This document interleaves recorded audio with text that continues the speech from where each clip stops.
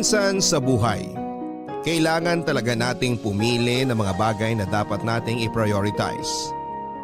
Katulad na lamang ng sender natin ngayong araw na si Mims, kung saan ay nagkaroon siya ng matinding suliranin sa pagitan ng kanyang pag-ibig at ambisyon sa buhay. Oo nga't may mga tao namang kayang pagsabayin ng love at career. Pero karamihan sa atin ay napipilitang talikuran ang isa dito. Kung ikaw ang tatanungin, alin sa dalawa ang kaya mong i-give up? Ang pangarap mo para sa iyong pamilya o ang taong itinitibok ng iyong puso? Alin kaya rito ang pinili ni Mims at naging worth it kaya ito sa dulo? Abangan natin yan dito lamang sa mga kwento ng pag-ibig, buhay at pag-asa sa nangungunang Barangay Love Stories. Dear Papa Dudut, bago po ang lahat ay gusto ko munang bumati ng isang magandang araw sa inyo at pati na rin po sa mga avid listeners ng Barangay Love Stories. Nagpadala po ako sa inyo ng sulat, Papa Dudut, para ibahagi sa inyo ang first love story ko. Ito po ay tungkol sa kwento namin ng first love ko at kung papaano ko po siya binitawan at hinayaang mawala sa buhay ko. Huli na po ang lahat noong ma-realize kong siya na pala talaga ang totoong itinitibok ng puso ko. Ito po ang aking Totga story, Papa Dudut. Tawagin niyo na lamang po ako sa palayaw kong Mims. 28 years old na po ako at 4 na taon na ako nagtatrabaho dito sa ibang bansa. Isa po ako sa mga loyal supporters ninyo at ang programa ninyo na po ang naging libangan ko tuwing ako ay nakakaramdam ng boredom. Ang mga kwento na ibinabahagi niyo po ang nagbibigay sa akin ng lakas para malabanan ang homesickness ko dito sa ibang bansa. Sabihin ko lang po para sa kaalaman ng mga tagapakinig ng Barangay Love Stories na pinalitan ko po ang ilan sa mga pangalan, lugar at pangyayari dito sa aking kwento. Excited po akong sumulat at gusto kong marinig ng mga kabarangay ang aking kwento, pero gusto ko rin pong maging pribado kahit na papaano. Papa Dudut, 6 po kaming magkakapatid.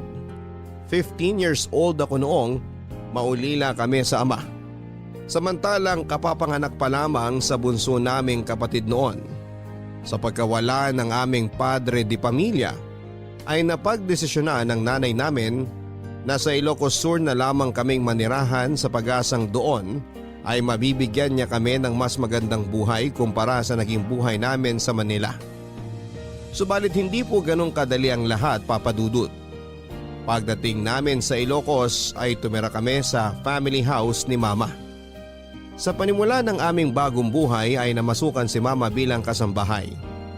Alam naman po natin na hindi gaanong kalakihan ang sinasahod ng isang kasambahay. Lalo na't nasa probinsya pa kami.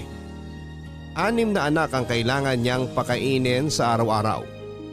At kahit gaano pa siya magpagod ay hindi pa rin sasapat ang nakukuha nitong sweldo para sa pang-araw-araw naming gastusin. Sa huli ay napilitang ipaampon ni Mama ang ilan sa mga kapatid ko sa tiyuhin at tiyahin namin.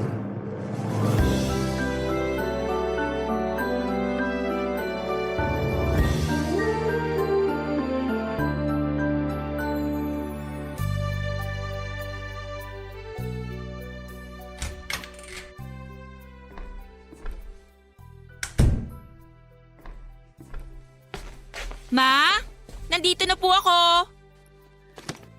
Kadarating mo pa lang? Anong oras na? Naglakad kami ng mga kaklase ko pa uwi eh. Bakit? Wala ka bang pamasahe? Meron naman po, pero trip lang nilang maglakad kaya sumabay na ako.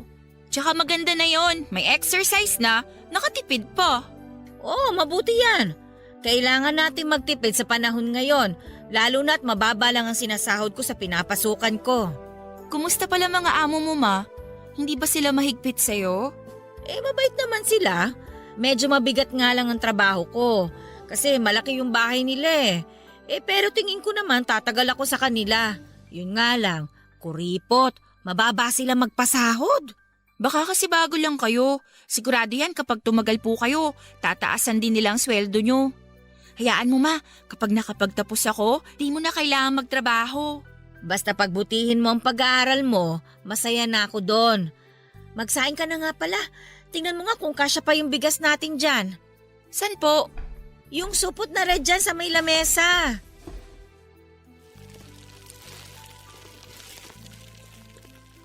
Naku ma, parang hindi nakakasya to para sa atin ah. Patingin nga. Kasya yan. 5 lang naman tayong kakain eh. Bakit 5 lang? Sina Jimbo at Angela nasa tito at tita mo. Bakit po? Anong ginagawa nila doon? Hindi ba sila uuwi? Doon na sila titira simula ngayon. Ha? Paano doon natitira? Sina tito at tito mo na munang mag-aalaga sa mga kapatid mo. Pinaampon mo sila? Kailangan kong gawin yon, anak. Hindi ko kayo mabubuhay na 6 sa pagiging katulong ko lang. Kaya nakiusap ako sa mga kapatid ko na kung maaari, sila na muna ang mag-alaga sa mga kapatid mo. Pero ma, bakit mo sila ipapaalaga sa ibang tao ng gano'n na lang? Ano sila? Tuta na basta mo na lang ipamimigay? Hindi naman ibang tao ang tito-tita mo, Mims. Nandyan lang naman ang mga kapatid mo eh. Hindi naman sila malalayo sa atin. Kahit na! Ano na lang mararamdaman nila Jimbo at Angela? Iisipin ko pa ba yun? Problema ko na nga kung saan ako maghahanap ng ipapakain ko sa inyong magkakapatid. Masakit din para sa akin na ipaalaga ang sarili kong anak sa iba. Kasi responsibilidad ko yun bilang ina eh. Pero wala eh. Kailangan ko yung gawin kesa naman magutom sila. Nasaan sila ngayon? Gusto ko silang makita. Nandun na sila sa bahay ng tita mo. Huwag ka magalit sa akin, anak. Ginawa ko lang naman ang sa tingin ko ang makakabuti sa kanila. Kung may pera nga lang sana tayo eh. Hindi ko sana gagawin ang bagay na yun. Sana maintindihan mo ko. Hindi naman ako galit sa inyo, ma. Pero syempre mga kapatid ko yun. Paano kung hindi maganda ang maging turing nila sa mga kapatid ko? Mabuting tao sina tito at tita mo. May tiwala akong hindi nila mamaltratuhin sina Jimbo at Angela. Sana nga po. Ang hirap talagang maipanganak na mahirap. Promise ko talaga sa inyo, balang araw makakaahon din tayo sa hirap. Hindi tayo pababayaan ng Diyos. Basta magtiwala ka lang sa Kanya. O siya, sige na. Magsaing ka na bago mo puntahan ang mga kapatid mo.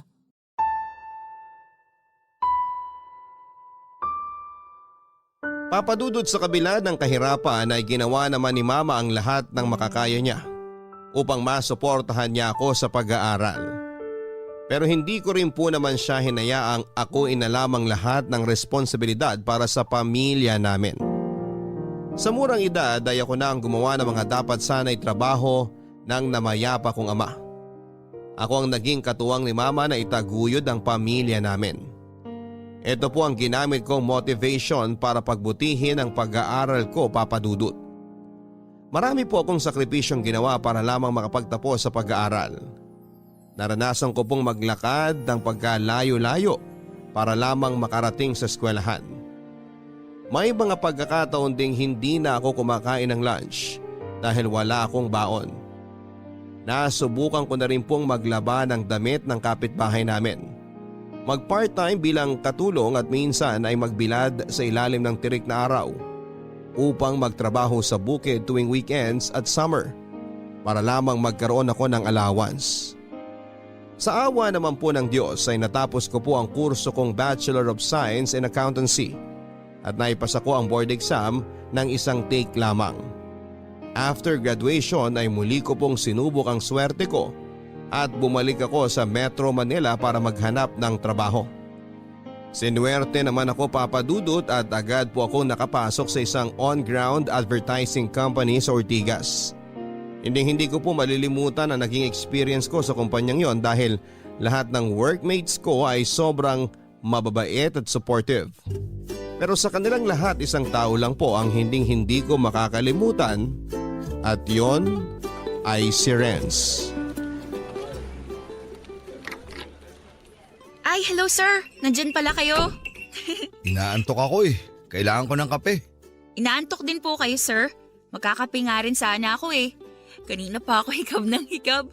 Ganito talaga kapag midweek. Antukin ng mga tao. Bakit ka naman inaantok? Nagpuyat ka siguro, no? Sinong pumuyat sa'yo? Naku sir, wala ah. Sino namang makakachat ko? Tsaka maaga po kaya ako natutulog. Hindi lang kasi ako nakapagkape sa bahay kanina sir, kasi malilate na ako. Ay, walang pumupuyat sa'yo? Wala ka pa bang boyfriend? Wala pa pong nagkakamali eh. Bakit naman wala kang boyfriend? May itsura ka naman ah. Teka nga, tingnan nga kita. Alam mo, no offense ha, kung gusto mong magka-jowa, subukan mo kayang palitan yung style mo. Medyo manang kasi ang datingan mo eh. Grabe naman kayo sir. Manang ba talaga ako tignan? Bata pa ako nung. Medyo plain looking ka kasi. Alam mo kung anong kulang sa'yo? Kulay sa muka. Hindi ka ba marunong mag-makeup? Hindi po talaga ako nagme-makeup eh. Pulbo kind of girl lang po ako. Tsaka masyadong mahal ang mga makeup. Alam nyo naman, kuripot po ako. Kailangan magtipid para sa pamilya. Ganun ba? Suggestion lang naman yun. O siya, help yourself. Magtimpla ka na ng kape mo. Anong klase ng kape ba iniinom mo? Kahit ano sir, basta pampawala ng antok. Black coffee lang ang katapat niyan. Ah, nga pala. Kumusta na yung pinapagawa ko sa'yo? Need ko na yung documents by Monday ha? Yes sir, I'm on it na. Email ko na lang sa inyo kapag natapos ko na. Konting kembot na lang. Okay, good. Good morning po. Good morning. Kape tayo. Sige lang po, thank you. Mag-init lang po ako ng cup noodles. Sir, parang ngayon ko lang siya nakita rito ah. Bago lang ba siya? Kaka-hire lang sa kanya last week. Bagong graphic designer natin. Kung makipagkilala ka kaya sa kanya. Hala, nakakahiya po. Baka sabihan pa akong feeling close. Para magka-jowa, kailangan mo ng confidence. Kung ganyan ka palagi, baka tumandang dalaga ka dyan. Bahala ka. Si sir naman eh. Sige na. Mag-ahay lang naman eh. Hindi ka pwedeng mag-no sa boss mo. Sige ka. O eto na po. Pinapahamak niyo ako sir ah. Makikipagkilala lang naman. Dali na. Sige na. Go na. Puntahan mo na. Okay Mims, kaya mo to. Hi, good morning. Balita ko bago ka lang daw dito. Welcome to our company. Thank you.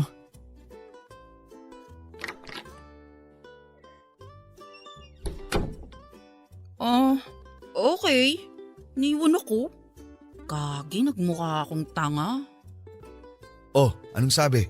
Thank you daw po, sabay alis. Suplado ah. Alam mo, may chemistry kayong dalawa. Naku sir ha, walang ganyan. Medyo snob nga eh.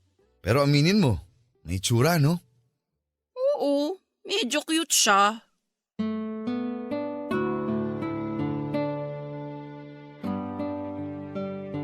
Papadudot mabilis kong naging ka-close ang mga katrabaho ko sa opisina maliban kay Renz. Dahil nga sa medyo awkward na unang pag-uusap namin. Katulad ko ay hindi rin gaanong sociable si Renz. Tuwing nakikita ko siya sa office ay palagi siyang busy sa harap ng computer. Graphic designer po ang trabaho niya sa company at karaniwang mapag-isa lamang siya. Hindi nakikipag-usap at tahimik lang. Tuwing break time naman ay nakatutok lamang siya sa phone niya at ni hindi man lang mag-effort na makipagkwentuhan sa amin. Mahiyain din akong tao papadudot at malimit lang talaga akong makipag-usap sa mga taong hindi ko naman kilala o ka-close. Sabi nga ng boss namin ay typical probinsyana girl daw po ako. Ako po kasi yung tipo ng babaeng pants at t-shirt lang kung malamit. Ayokong nagsusuot ng heels at dress. Lalong lalo na ng makeup. Dahil sa hindi magandang first meeting namin ni Renz, ay hindi na po ako naglakas ng loob na mag-initiate ng conversation kay Renz. Medyo nahiya na rin po kasi ako at isa pa ay baka hindi lang talaga siya sanay na makipag-usap sa mga tao.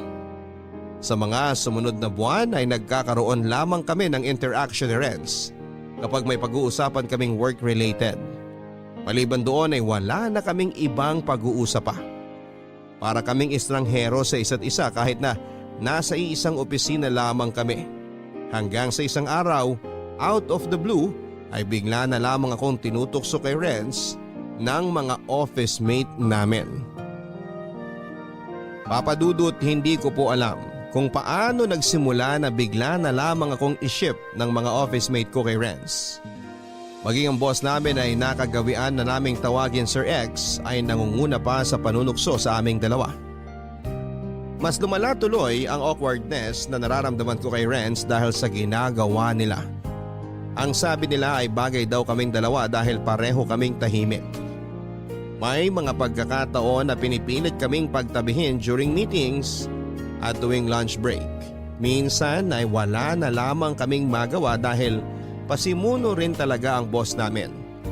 Sa halip tuloy na mas makaklose ko si Renz, ay mas lumayo pa ako sa kanya dahil baka maging uncomfortable lang siya sa nangyayari sa aming dalawa.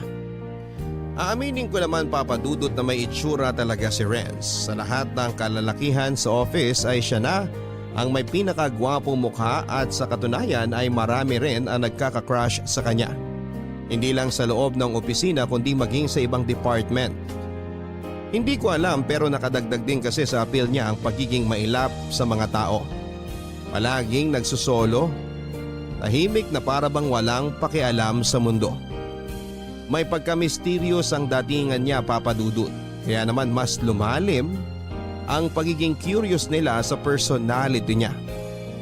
Habang busy ako noon sa trabaho ay nagulat na lamang ako nang bigla akong ipatawag ni Sir X sa pantry. Mabait na boss si Sir X, Papa Dudut. Pero pagdating sa trabaho ay stricto siya kaya naman nang malamang kong ipinatawag ako ng boss ko ay medyo kinabahan ako kung may nagawa ba akong kasalanan. Pero ang kaba ko ay napalitan ng hiya nang pagdating ko sa pantry ay nakita ko si Sir X na kumakain kasama si Renz.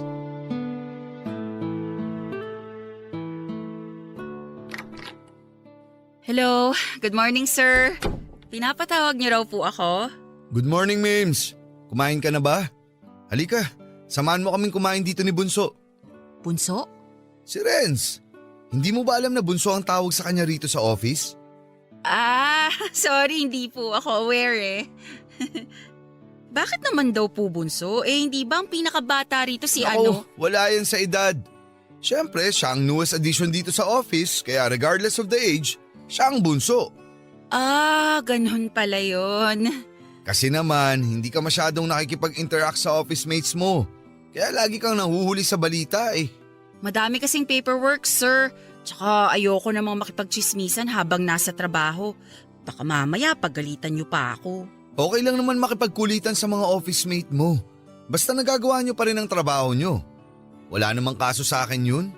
Mas maganda nga yun na close kayong lahat para walang toxic. Di ba, Renz? Ha? Opo. Total, maaga pa naman. Samahan mo muna kami rito. Renz, kausapin mo naman si Mims. Kain tayo, Mims. Sige lang, thank you. Nag-almusal na ako sa bahay kanina bago ako pumasok. Ganun ba? O sige, umupo ka na muna dyan. Magkwentuhan tayo. Maaga pa naman eh. Bakit niyo pala ako pinatawag, sir? Actually, ipinatawag lang kita pero ibang tao ang gustong kumausap sa'yo. Sino po? Bunso, ano na? Akala ko ba may sasabihin ka kay Mims? Sir? Ano kasi? Mims, may gusto sana akong sabihin sa'yo eh. Sa akin? Ano naman yun? Huwag na lang. Nahihiya ako eh. Ano ka ba? Sabihin mo na sa kanya yung tinext mo sa akin. Ano ba yun? Na-curious tuloy ako. Huwag na lang, sir. Next time na lang. Wala ka naman pala eh. Heto Mims oh, basahin mo na lang tong message sa phone ko. Kinakabahan naman ako. Patingin nga po.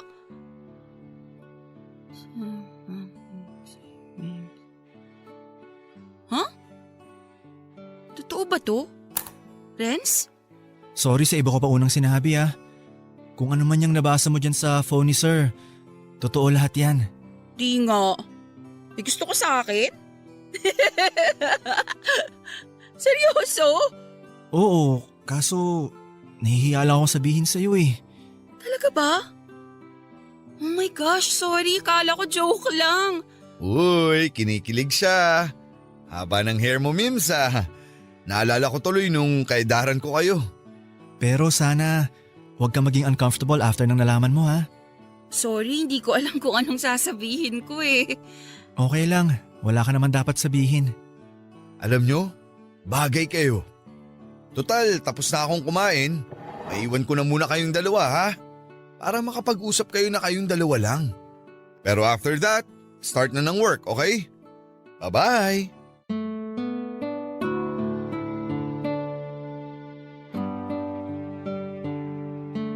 Papadudot, hindi naman ako nagkape ng araw na yon pero sobrang nagpalpitate ang puso ko dahil sa nalaman ko. Ayaw kasing mag-sink in sa utak ko na may gusto si Renz sa isang probinsyanang katulad ko. Attracted ako kay Renz, aaminin ko, pero hindi ko inakalang ganon din pala siya sa akin. First time ko lang makaramdam ng ganong feeling, Papadudot. Hindi ko ma-explain kung anong klaseng feeling yon. Dahil hindi naman ako nakakaramdam ng ganong bagay dati tuwing nakakakita ako ng gwapo o nakakasalubong ko ang crush ko. Tulala ako buong araw sa opisina ng araw na yon dahil sa kakaisip kung paano nangyari yon. Una ay hindi naman kami close ni Renz. Bilang lang sa daliri ang mga naging pag-uusap namin the past months. Pangalawa ay never naman siyang gumawa ng effort para makipagkilala sa akin. At pangatlo ay maraming mas maganda at mas sexy na babae sa office na nagkakandara pa sa kanya. Hindi ko alam kung nananaginip lang ba ako ng araw na yon o baka pinagtitripan lang nila ako. Matapos magtapat sa akin ni Renz ay inad niya ako sa Facebook at hiningi niya ang phone number ko. Doon po namin sinimulang kilalanin ang isa't isa. Nung una ay medyo nagkailangan pa kami pero hindi nagtagal ay gumaan din ang loob ko sa kanya at sa huli ay naging close din kaming dalawa. Alam mo, first time ko lang gawin to. Ang alin? Itong ginagawa natin, maglakad papunta sa sakayan, yung may kasabay akong pauwi. Ganun ba? Masanay ka na. Araw-araw na natin gagawin to. Ako kasi nasanay na akong mag-isa eh. Nung nag-aaral pa ako, nilalakad ko lang mula bahay hanggang school tapos ganun ulit pagka uwi. Araw-araw yun. Tapos, sinasabi ko na lang kay mama na kasama ko classmates ko sa paglalakad kahit na ang totoo, mag-isa lang ako. Mahirap ba talaga ang buhay sa probinsya? Wala naman sa lugar yan eh. Kahit saan ka pa tumira, kung mahirap ka, mahirap talaga ang buhay. Kaya nga sobra akong nagsusumikap ngayon para kahit papano umayos-ayos naman ang estado namin. Alam mo, nung nag-aaral pa ako, kung hindi ako maglalakad, wala akong pang-lunch. Kailangan ko lang mamili sa dalawa. Mapagod ka sa paglalakad para makakain o sumakay ng tricycle papasok. Pero wala na akong pambili ng pagkain. Kaya tignan mo tong muscles ko sa binti. Sinubok na yan ang panahon, kakalakad. Pero at least nagka-muscle ka, di ba? Ganyan naman talaga sa buhay eh. Basta tandaan mo na lang, lahat na paghihirap na ginagawa natin ngayon, may darating din niyang kapalit balang araw. Sana nga. Kasi pangarap ko talagang patigilin na si mama sa trabaho niya eh. Kapag nakapagtapos na sa pag-aaral yung mga kapatid ko, gusto ko naman silang bigyan ng bahay na matutuluyan. Keep on dreaming, sabi nga nila, di ba? Yang mga ambisyon natin na yan sa buhay ang nagbibigay sa atin ng inspirasyon para magpatuloy. Kasi kung wala na tayong goal, parang wala na ring saysay ang buhay natin. Kaya dream big. Kung porsigido ka, maaabot mo rin ang goals mo. Eh ikaw ba? Ano bang ambisyon mo sa buhay? Ako? Gusto kong mag-ipon para sa future ko. Sa future ng magiging pamilya ko. Gusto kong magkaroon ng girlfriend na simple, mabait, higit sa lahat, marunong makisama. Tulad mo. Ikaw ah? Wala ka pa talagang planong magka-boyfriend? Sa ngayon, wala pa eh. Diba nasabi ko naman sa'yo na priority ko ngayon, family ko muna. Kasi kailangan nila ako eh. Ako lang talaga ang tanging tao na maaasahan nila. Kaya sorry kung hindi ko pa mabibigay yung gusto mo. Naiintindihan naman kita. Siyempre, family first. makapaghihintay naman niyang love eh. Basta ako, kontento na ako sa gantong setup natin. Masaya na ako kasi kumpara sa dati na wala tayong pansinan, at least ngayon close na tayo. Nakakatawa nga kasi ang daldal natin kapag tayo lang ang magkasama. Pero pagdating sa office, hindi tayo nag-iimikan. Medyo iniiwasan ko kasi na tuksohin tayo eh. Feeling ko kasi para nagiging uncomfortable ka tuwing tinutukso ka sa akin, lalo na ni Sir X. Sa totoo lang, minsan medyo awkward talaga lalo na't di ko alam kung paano ako magre-react sa mga biro nila. Pero wala yun. Medyo sanay na nga ako eh. Parang sa classroom lang, may love team. Yung boss kasi natin eh, ang kulit. Sinabi mo pa.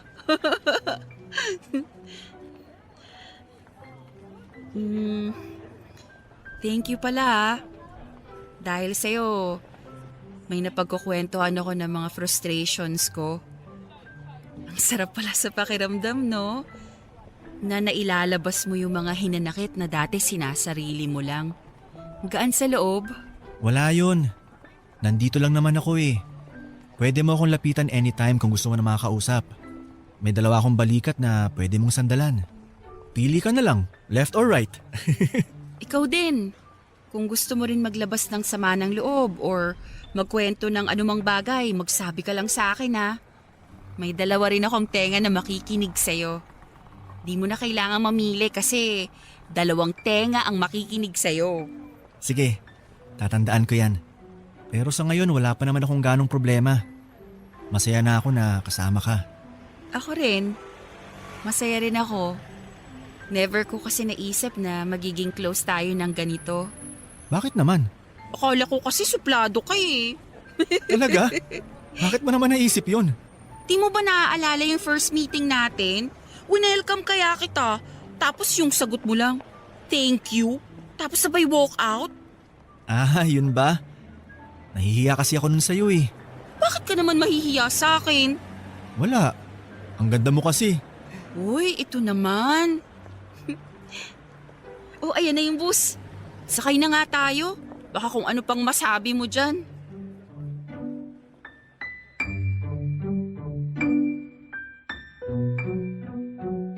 Naiintindihan naman ni Renz ang mga rason na sinabi ko sa kanya kung bakit ayoko pang makipagrelasyon noon, Papa Dudut.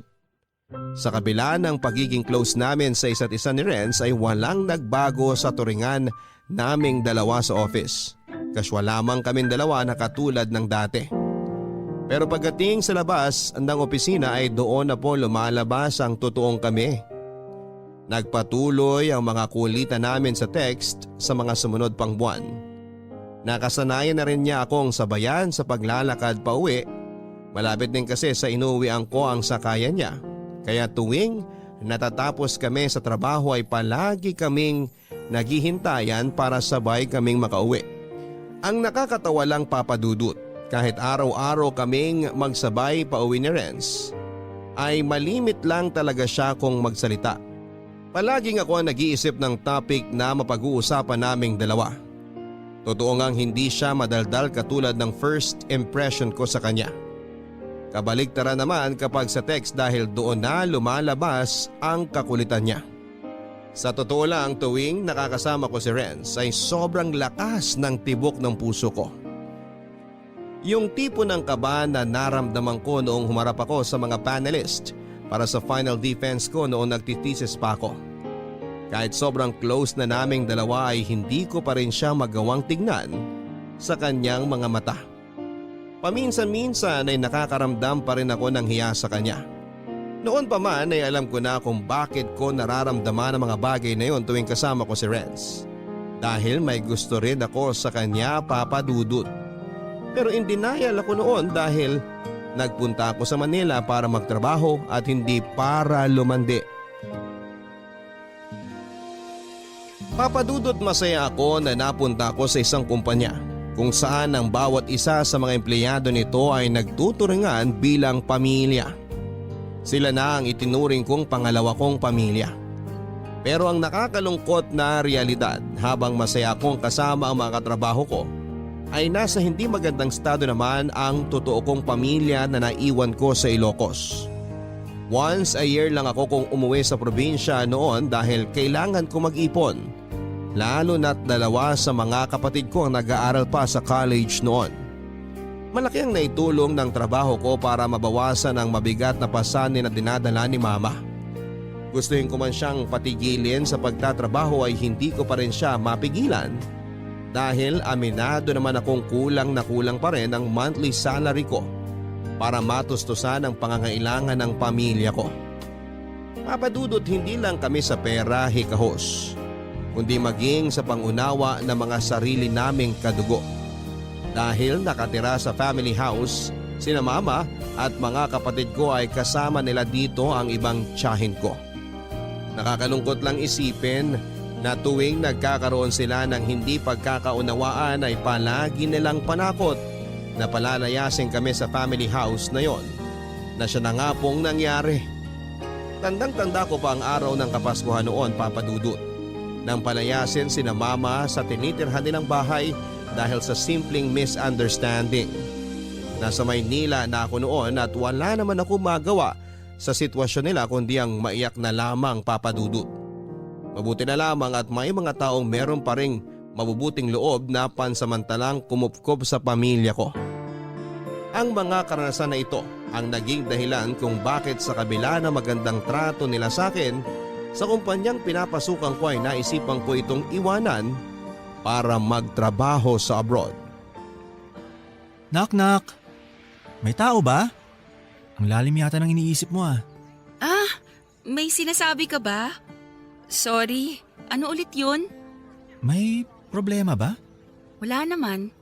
Gutom na kasi ako eh. Hindi ka kasi kumain ng lunch kanina eh. Wala akong gana kanina tsaka marami akong kailangang ihabol na documents. Kaya tinapos ko na. Ikaw din naman na hindi ka rin kumain ah. Diet ka? May sarili kaya akong pantry sa desk ko. Nakakakain ako habang nagtatrabaho. Pero sikreto lang natin yun ha. Ikaw talaga? Nga pala, nabalitaan ko na itutuloy mo na pala talaga yung plano mo mag-abroad. Totoo ba yun? Paano mo nalaman yan? Parang nung nag-open ako sa'yo last time tungkol dun.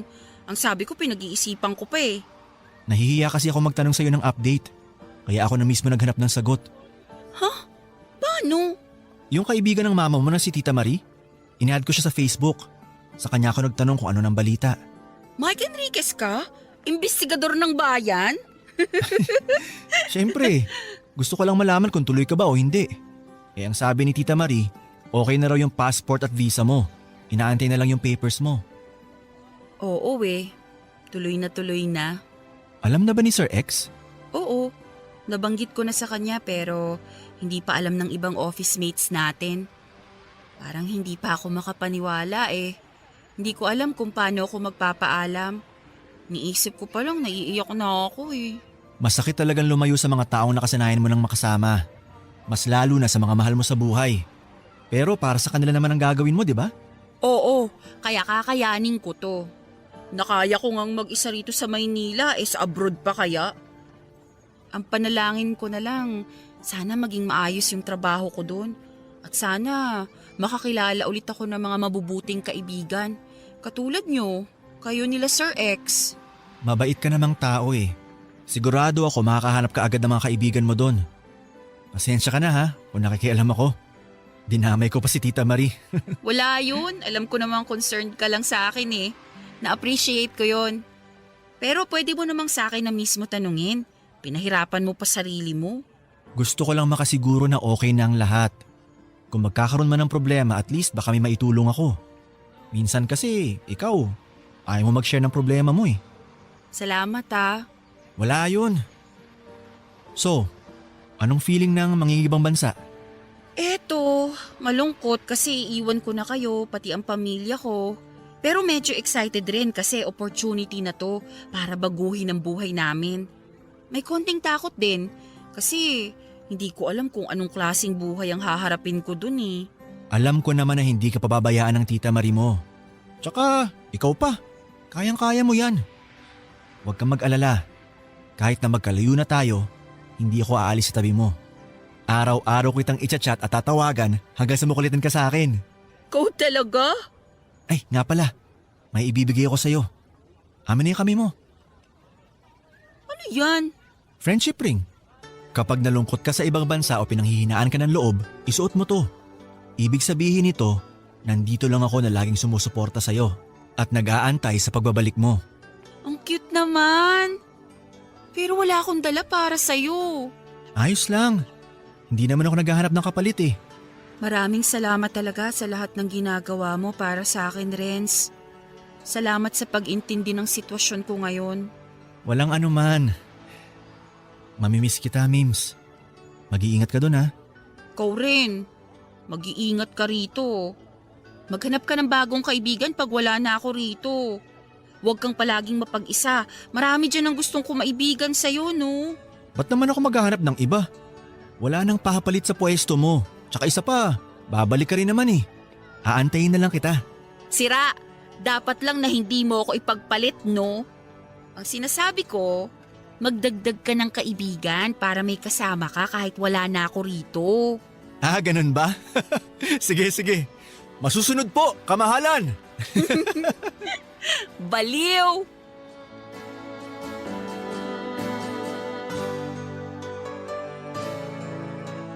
Sa totoo lang, Papa Dudut, ay matagal na akong niyayaya ng kaibigan ni Mama na si Tita Marie na magtrabaho abroad. HR kasi siya sa isang kumpanya na nakabase sa ibang bansa. Inalok niya ako noon na magtrabaho sa kanila pero dahil ayokong iwanan ng pamilya ko ay tinanggihan ko siya. Pero sa pagkakataong yon ng buhay ko, matapos ng pinagdaanan ng pamilya ko sa probinsya, ay nagpa siya akong tanggapin na lamang ito. Never pong pumasok sa isipan ko ang magtrabaho ako sa ibang bansa. Hindi ko kasi maiwasang magkaroon ng pangamba lalo na't mapapalayo ako sa pamilya ko. Pero dahil sa sitwasyon namin ay hindi ko na pinalampas ang opportunity na ibinigay niya sa akin. Nag-resign po ako sa company na unang tumanggap sa akin. Hindi ko makakalimutan ang araw na yon, Papa Dudut. Dahil binigyan nila ako ng surprise farewell party.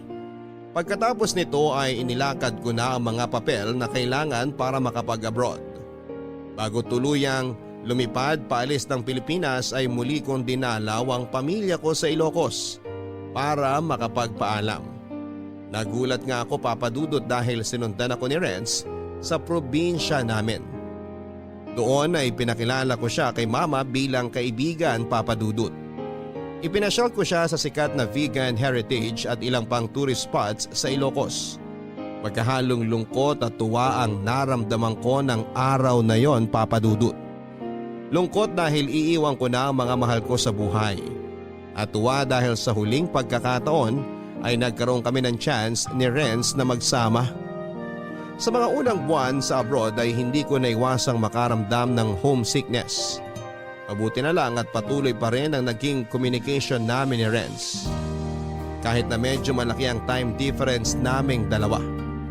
Kasabay nito ay patuloy pa rin niya akong niligawan kahit na noon ay buo pa rin ang pasya kong huwag munang makipagrelasyon. Pero Papa Dudut, habang tumatagal ay mas lumalalim noon ang pagtingin ko kay Renz na pilit kong pinipigilan dahil alam kong magiging distraction lamang ito sa trabaho ko. Ay, anak nang! Nagulat naman ako sa'yo, Mims. Anong ginagawa mo dyan? Papatayin mo ako ng 10 oras ah. Nagpapahangin lang, ate. Mainit sa loob eh. Ba't ka naman mag-isa rito? Nagsisenti ka? Namimiss mo na pamilya mo, no? Siyempre, miss ko na sila sa Pinas. Di naman natin maiiwasan yan eh. Hindi ka nag-iisa. Lahat ng OFW, ganyan ang nararamdaman. Ang saya-saya kapag nagbabanding tapos pag mag-isa na, bigla-bigla na lang naaalala ang pamilya sa Pilipinas. Ganyan din ako minsan eh. Pero alam mo, Ate Shine, yung pagkamiss ko sa kanila ang nagbibigay sa akin ng lakas para magpatuloy. Gusto ko pagka-uwi ko ng Pinas, nasa maayos na kalagayan na sina mama at ang mga kapatid ko. Hindi na sila katulad nung iniwan ko sila. Gusto ko silang madatnan na malayo na sa kahirapan na dinanas namin noon. Makakarating ka rin dyan. Basta ba wag kang mawalan ng pag-asa. Lahat naman tayo nandito dahil sa pamilya natin eh. Ay, nga pala, may naghahanap sa'yo kanina. Ha? Sino? Si Onel. Onel? Sinong Onel? Yung kaibigan ni Marvs na suki natin, hindi mo siya maalala? Yung palaging bumibili ng burger at fries tuwing gabi? Oo! Siya yung nagtanong kung anong pangalan mo last time. Gusto makipag-flirt pero ang awkward ng dating. Natatandaan ko na. Kaso nakalimutan ko kaagad yung pangalan eh. Bakit naman daw niya ako hinahanap? Hindi mo ba alam na may gusto yun sa'yo? Kaya nga gabi-gabi yung nagpupunta rito para makita ka. May pagkatorpe nga lang kasi nahihiyang mag-first move. Makita ka lang daw niya, masaya na siya. Imbento ka naman ate eh. Sirato. Totoo yun. Naku kung alam mo lang, swerte ka sa kanya. Manager yun sa isang store. Yun nga lang, kapag naging kayo, kailangan mong lumipat sa Jamaica kasi matatransfer na siya doon. Maging kami agad? Ang advance mo mag-isip ate ah. Ikaw talaga? Bakit ayaw mo sa kanya? Choosy ka pa, te? Di naman sa ayaw. May tao na kasing naghihintay sa akin sa Pinas eh. Ay, may boyfriend ka na ba? Hindi ko alam. Di ko pa naman siya boyfriend. Manliligaw pa lang. Nang iwan ka ng mandiligaw sa Pinas? Hindi pa kasi ako ready mag-commit eh. Pero sabi naman niya hihintayin niya ako. Ay, naginarte. Bakit naman ayaw mo mag-commit? Mahal mo ba siya? May pagtingin na rin ako sa kanya. Oh, so bakit hindi mo sinagot bago ka umalis? Priority ko muna kasi ang family ko eh. Baka maging sagabal lang kapag pumasok ako sa relasyon. Tingin mo, aantayin ka talaga nun? Naku, ang mga lalaki, ayaw na ayaw nilang pinaghihintay. Di naman siguro lahat, ate. Kapag nagmahal talaga sila, maliit na sakripisyo na lang yung maghintay. Sana nga makapaghintay siya. Nakikita mo ba tong suot kong singsing? Paalala niya to sa akin na aantayin niya ang pag-uwi ko. Ay, ang taray! Hindi magjowa pero may singsing na agad. Pengi naman ang buhok, ang haba ng hair mo eh. Kaya nga sobrang excited na akong makauwi sa Pilipinas. Gusto ko na ulit siyang makita. Namimiss ko na siya eh. Kaya pala nagsesenti ka mag-isa rito sa likod. Alam mo, medyo hindi ko kayo maintindihan na dalawa. Parang mahal nyo naman ang isa't isa. Bakit hindi nyo pa ginawang official bago ka umalis ng Pinas? Okay na kami sa setup namin ngayon. Wala namang nagbago eh. Lagi pa rin naman kaming nag-uusap. Kung ano kami sa Pilipinas noon, ganun pa rin naman kami hanggang ngayon. Sa bagay, mahirap din ang maging LDR. Mabuti na yon, at least mapapatunayan mo kung totoong ang mahal ka ng tao. Kapag kinaya niya maghintay ng napakahabang panahon, ibig sabihin true love na yon. Yun nga lang, sana gawin mong worth it ang paghihintay niya. Kapag nagawa ko ng mga pangarap ko para sa pamilya ko, si Renz na ang magiging priority ko. Promise ko yan. Good luck sa inyong dalawa. O siya, tara na sa loob. Baka hinahanap na tayo ni manager. Sige ate, mauna ka na. Susunod na ako.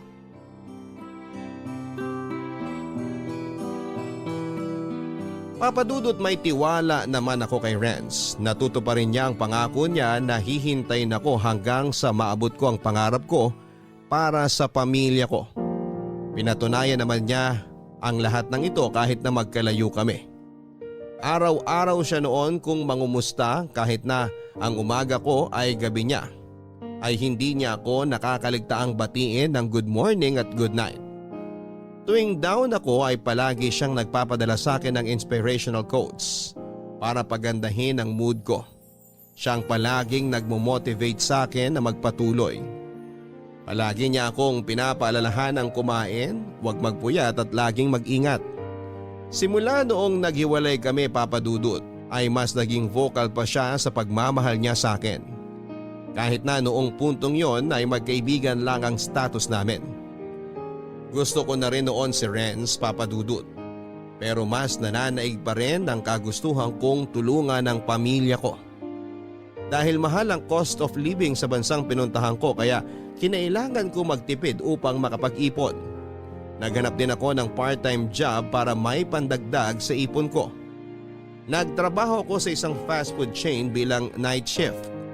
After ng regular work ko ay diretso kagad ako sa part-time ko na umaabot hanggang alas 12 ng madaling araw. Yun nga lang Papadudot sa panahong yon ay unti-unti akong nawala ng oras para kay Renz. Buong araw kasi akong nagtatrabaho at pag-uwi ay tulog na lamang ang nagiging pahinga ko. Wala na akong time noon para replyan pa ang mga message ni Renz o sagutin ang tawag niya. Na hindi ko na nga noon magawang kumustahin siya. Naisip ko na medyo unfair na ang nagiging turing ko sa kanya. Binibigyan niya ako ng oras at atensyon samantalang ako ay hindi ko ito magawang maibalik sa kanya. Kaya naman isang desisyon ang pinagpasyahan ko ng panahon na yon. Papadudot na time ay hindi ko na po pinairal ang nararamdaman ng puso ko. Sa halip ay mas pinili ko ang isinisigaw ng utak ko. Malayo kami sa isa't isa ni Renz. At sa estado naming dalawa ay hindi praktikal na pumasok sa isang long distance relationship. Isa pa ay nagsisimula pa lamang akong abutin ang mga pangarap ko para sa pamilya ko. Naniniwala akong may tamang oras ang pag-ibig at nang panahong yon ay hindi pa yon ang oras. Hindi pa ako noon ready, papadudot, na makipagrelasyon. Pero sa parehong pagkakataon ay ayoko rin namang mawala si Renz sa buhay ko. Sa kalagitnaan ng pagdadalawang isip ay naging cold si Renz, papadudot. Hindi ko na alam noon ang gagawin ko kaya ang naisip ko ay iwasan na lamang siya. Hindi ko na noon pinansin ang messages at calls niya. Puro scene lang ang nagiging sagot ko sa mahabang chats nito. Alam kong selfish ang ginawa kong yon, papadudot, pero may parte rin kasi ng isip ko ang nagsasabing ayoko siyang pakawalan ng tuluyan dahil nga deep inside ay mahal ko rin siya. Sa kabila ng pagiging cold ko kay Renz ay nagpatuloy pa rin siya sa pag-contact sa akin. Hindi niya ako tinigilan kahit natahasan ko na siyang hindi pinapansin. Nakita ko sa kanya na porsigido talaga siya sa akin at doon ay napagtanto kong mali na ang ginagawa ko. At sa huling pagkakataon ay sinagot ko ang tawag ni Renz at doon ay sinabi ko mismo sa kanya na itigil na niya ang panliligaw niya sa akin.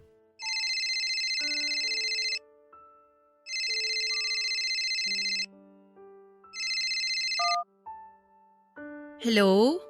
Hello? Mims? Salamat naman at sumagot ka na. Kumusta ka na? Hindi naman ba kita naaabala? Sorry, kakauwi ko lang. Galing ako sa work eh. Anong oras na ba dyan? Madaling araw na. Sorry kung naabala kita. Hindi, okay lang. Gusto rin naman kitang kausapin eh. Kumusta ka na? Eto, nag-resign na ako sa trabaho. Talaga? So, lilipat ka na talaga ng company? Good luck sa'yo ah. Masipag kang tao kaya alam kong magiging successful ka rin someday. Ako? Okay naman ako rito. Sobrang busy pero kinakaya. Baka naman magkasakit kasi ginagawa mo. Parang overwork ka na eh. Dapat alagaan mo sarili mo dyan lalo't mag-isa ka lang. Hindi naman ako mag-isa. May mga kaibigan ako rito na nag-aalaga at nagbabantay sa akin. Mababait sila kaya wag mo akong alalahanin dito. Ganun ba? Mabuti naman.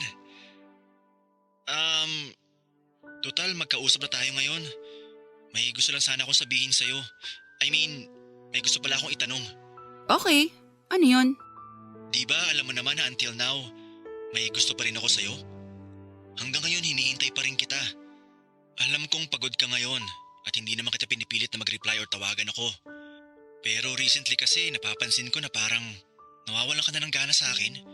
Parang nawawalan ka na ng time, ganun. Hindi ko alam. Yun kasi yung nararamdaman ko ngayon eh. Medyo nalilito na ako. Sorry, sobrang busy lang talaga ako eh. Pero tama yung hinala mo na nawawalan na ako ng oras sa'yo. Minsan napapaisip ako kung dapat pa ba kitang replyan o hindi na. To be honest, hindi ko alam ang gagawin ko, Renz. Nalilito ako kung ano ba tong nararamdaman ko sa'yo. Di ko masabi kung totoo ba to o baka dahil magkalayo lang tayo. Renz, huwag ka sanang magagalit ha. Pero parang nagiging unfair na ako sa'yo eh. Ako yung nasa isip mo pero ako hanggang ngayon iba pa rin ang priority ko. Sorry, ayoko nang paasahin ka. Pwede Pwede bang ihinto mo na yung panliligaw mo sa akin? Yan ba talagang gusto mo mangyari? Titigil na ba ako? Wala na ba talaga akong mahihintay? Sana mapatawad mo ko. Okay lang kahit magalit ka sa akin. Don't worry. Hindi naman ako galit. Actually, naiintindihan kita. Gusto ko lang naman na maging masaya ka eh. At kung ikakapanatag mo na tumigil na ako sa ginagawa ko, sige, tatanggapin ko ang gusto mo. Pero gusto kong malaman mo na totoong nararamdaman ko sa'yo. Mahal kita. Gusto kong iparamdam sa'yo yun. Pero ikaw yung umiiwas eh. Renz, huwag mong paikutin sa akin ang mundo mo. Alam kong makakakilala ka pa ng ibang tao na maibabalik sa'yo ang love na binibigay mo. Alam kong deserve mo ang lahat ng pagmamahal sa mundo. Pero sa pagkakataong to, hindi sa akin manggagaling yon. Kung yan ang gusto mo, wala na ako magagawa. Pero nandito pa rin naman ako kung sakali. Walang magbabago. Hindi pa siguro ngayon ang tamang panahon pero mananatili pa rin ako rito. Kung saan mo ako iiwan. Sana wag mong isipin na ikaw ang may problema ha. Nasa akin ang problema. Kaya sorry kung nasaktan kita. It's okay, Mims. Pagkatapos ng pag-uusap nating to, puputulin ko na ang communication nating dalawa. Kalimutan mo na yung feelings mo sa akin ha. Please? Grabe naman. Sige. Titigil na ako sa pagme-message sa'yo. Hindi na kita guguluhin. Alam kong mahirap. Mahirap alisin itong nararamdaman ko sa'yo ngayon pero nire-respeto ko ang desisyon mo. Makakaasa kang hindi na kita kukulitin pa. Maraming salamat. Thank you din dahil minahal mo ko ng walang kondisyon. Hindi ko makakalimutan yon. Thank you din, Mims. Goodbye, Renz.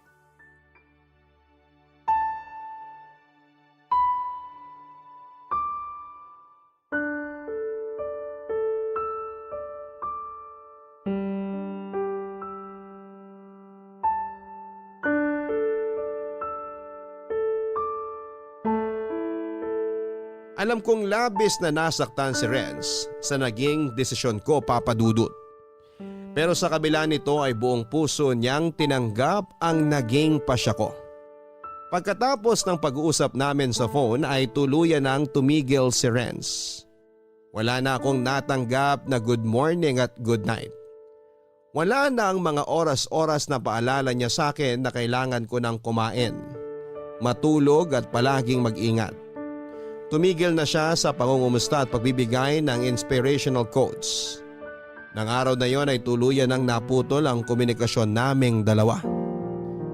Sobrang bigat sa dibdib ang ginawa ko, Papa Dudut, sa puntong iniyakan ko siya matapos niyang tanggapin nang gano'n na lamang ang desisyon kong tapusin na ang ugnayan naming dalawa. Nag-focus na lamang ako sa trabaho ko upang mawala sa isipan ko si Renz. Ipinangako ko sa sarili ko na never ako mag-e-entertain ng ibang lalaki. Abutin ko ang pangarap ko at pagkatapos nito ay susubukan kong buksan muli ang puso ko para kay Renz. Ito ang naging motivation ko sa paglipas ng mga buwan. Na balang araw ay magkikita kami ulit ni Renz. At ipinapanalangin ko na kung kailan pwede na ay pwede pang maibalik sa dati ang lahat. Dumaan ang ilang taon nang minsang maglinis ako sa kwarto ay muli kong nakita ang singsing na ibinigay sa akin ni Renz bago kumalis ng Pilipinas. Muling nanumbalik sa isipan ko ang lahat ng ala-ala namin ni Renz. Sobrang miss ko na siya noon, Papa Dudut. Pero kailangan kong panindigan ang naging desisyon ko. Nakakapit na lamang ako sa pangako niyang maghihintay sa akin. Yun nga lang, Papa Dudut, ay tuluyang nawala na ang pag-asa kong ito ng isang balita ang nalaman ko.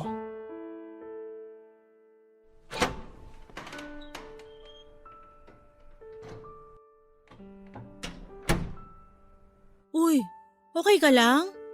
Oo naman ate, bakit? Ang haggard mo today ah. Ang laki ng eye bags mo. Para kang tumanda ng 10 taon. Anong nangyari? Masyado ka naman yatang subsub sa trabaho. Kailangan eh. Alam mo na, para sa ekonomiya. Alam mo, wala tayo sa Pilipinas kaya dapat alagaan mo yung sarili mo. Huwag mo masyadong pinapagod ang katawan mo. Mahirap magkasakit sa ibang bansa, walang mag-aalaga sa'yo. Kaya ko naman ate. Malakas kaya resistensya ko. Never pa akong nagkasakit dito, no? Kahit na. Hihintayin mo pa bang magkasakit ka para matauhan ka? Kurutin kita sa singit dyan eh. Ikaw talaga ate. Seryoso ako, nangungurot ako ng singit. Pero seryoso na nga. May problema ka, no? Kitang-kita sa mga mata mo eh. Paano mo naman nasabi ate? Sa edad kong to at sa tagal ko na dito sa fast food industry, alam na alam ko na ang bawat klase ng mata. Yang mata mo namamaga, umiyak ka, no? Huwag mong irasong puyat ka lang dahil alam ko ang mata ng puyat. May nalaman kasi ako eh. Ano? May masama bang nangyari sa Pinas? Hindi niya na ako nahintay. Nahintay nino? Si Renz. Yung kinuwento mong lalaki na naghihintay sa'yo sa Pinas? Bakit? Anong nangyari? May iba na siya eh. Kahapon ko lang nabalitaan. Paano mo naman nalaman? Baka naman chismis lang yan, ha? Nagtanong sa akin si Tita Marie kung sino yung babaeng kasama ni Renz sa profile picture niya. Tapos ayun, nakita ko na hindi na pala kami friends sa Facebook. Yan ang sabi ko sa'yo eh. Masyado mo kasing pinatagal. Marian Rivera ka, girl?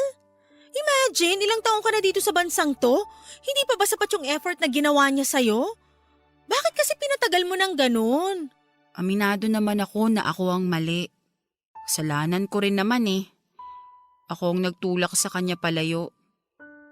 Naguguluhan pa kasi ako sa emotions ko nun eh. Hindi pa ako sure. At takot ako na baka itong nararamdaman ko, hindi katulad ng sa kanya. Baka in the end, masaktan ko lang siya. So bakit mo iniiyakan yung taong hindi ka naman pala sure? Kasi nga, ngayon ko lang na-realize na mahal ko pala talaga siya. Ayan. Hay nako. Takot sa commitment tapos kapag iniwan, iiyak-iyak. Akala ko kasi maiintindihan niya ang sitwasyon ko. Nag-promise siya sa akin eh. Masyado ka kasing nakampante. Kahit gaano ka kamahal ng isang tao, kapag hindi mo sila pinahalagahan, talagang iiwan ka nila. Alam mo ate, sobrang nagsisisi ako ngayon. Sana hindi ko na lang ginawa yun.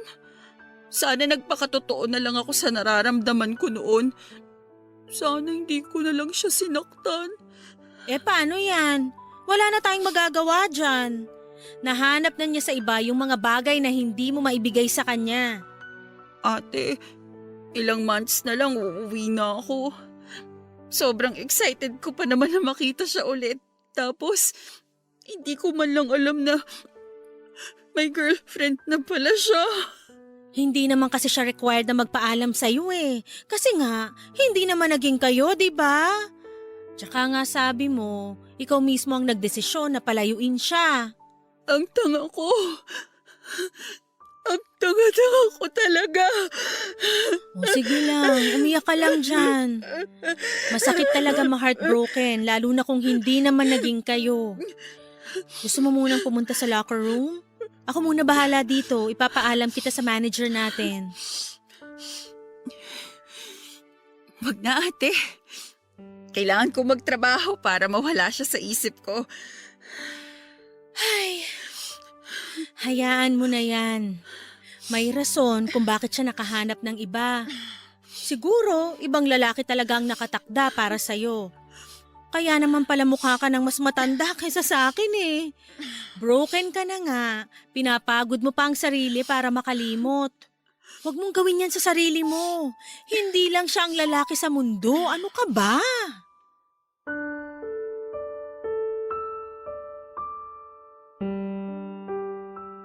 Papadudot nangyari na nga ang kinakatakutan ko at eto ay ang makalimutan ako ni Renz. Hindi na niya ako nahintay. Napakasakit po nang nangyari dahil labis akong umasa na pagka-uwi ko ng Pilipinas ay may babalikan pa ako. Sobrang naapektuhan ako nang malamang kong iba na ang babaeng minamahal niya. Na-realize ko na sobrang laki pala ng naging parte ni Renz sa buhay ko sa puntong para bang hindi na buo ang araw ko simula nang nakumpirma kong tuluyan na niya akong kinalimutan. Napakalaki ng pagsisisi ko, Papa Dudut, na pinakawalan ko pa ang isang katulad ni Renz. Broken hearted ako noon kahit na hindi naman naging kami. Sobrang bigat ng dibdib ko tuwing bumabalik siya sa alaala ko.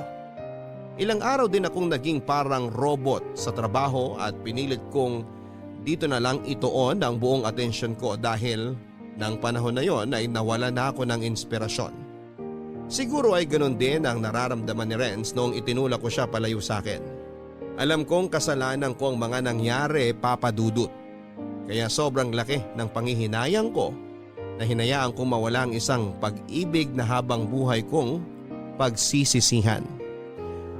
Gusto ko mang i-message noon si Renz pero pinigilan ko ang sarili ko dahil alam kong wala na akong karapatan para magparamdam pa sa kanya.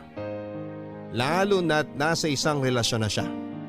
Nakontento na lamang ako sa pagbabackread ng mga chat namin at paulit-ulit na pagpapatugtog sa mga kantang nagpapaalala sa akin sa kanya.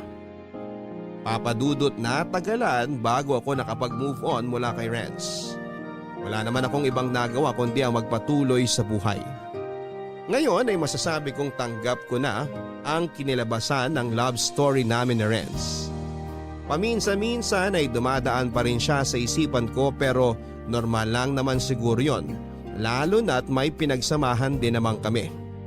Siguro nga ay maganda pa rin ang kinilabasan ng pagpili ko ng career over love dahil sa kasalukuyan ay naiyahong ko na ang pamilya ko sa hirap kahit na hindi maganda ang naging ending ng love life ko. Alam ko naman na may rason ang lahat ng nangyayari sa buhay natin. Kaya ako naman ang maghihintay sa pagdating ng aking the one. Masaya ako ngayon, Papa Dudut, dahil nakapagtapos na sa pag-aaral ang mga kapatid ko at malapit na rin ako makapagpatayo ng sariling bahay para sa pamilya ko. Alam kong habang buhay kong pagsisisihan ang pagkakamaling nagawa ko kay Renz pero ika nga nila ay tuloy pa rin ang buhay. Kailangan nating mag-move forward at hayaan na lamang na manatili sa nakaraan ang mga nangyari dati. Hanggang dito na lamang po, Papa Dudut. Maraming salamat sa pagbabahagi ng kwento ko. More power po sa inyong programa. Ang inyong forever kapuso at kabarangay, Mims. Mga kabarangay, tandaan po natin na kapag mahal talaga tayo ng isang tao ay hindi kanya pipigilang mag-grow. So suportahan ka niya sa iyong success para makamit ang mga pangarap mo sa buhay. Pero hindi porket suportado nila tayo sa mga ambisyon natin ay iti-take for granted na natin sila. Minsan po ay kailangan din nating balansehin ang mga mahalaga sa buhay natin nang sa ganon ay wala tayong mapag-iwanan. Sa panahon ngayon ay hindi tayo mapapakain ng love kaya huwag nating palampasin ang mga opportunity na maaaring magbigay sa atin ng tagumpay. Sa letter sender natin ngayon araw na ito na si Mims, masaya kami na unti-unti mo nang naaabot ang mga pangarap mo para sa pamilya mo. Love can wait at tiwala kaming balang araw ay darating din ang tamang taong deserve mo. Hanggang sa muli mga kapuso, ako po ang inyong Papa Dudut sa mga kwento ng pag-ibig, buhay at pag-asa dito sa Barangay Love Stories #1. Mga kwento ng pag-ibig, kwento ng pag-asa at mga kwento ng buhay dito sa Barangay Love Stories. Love Stories. Forever! Nagustuhan ng iyong napakinggan? Ituloy yan via live stream sa www.gmanetwork.com/radio.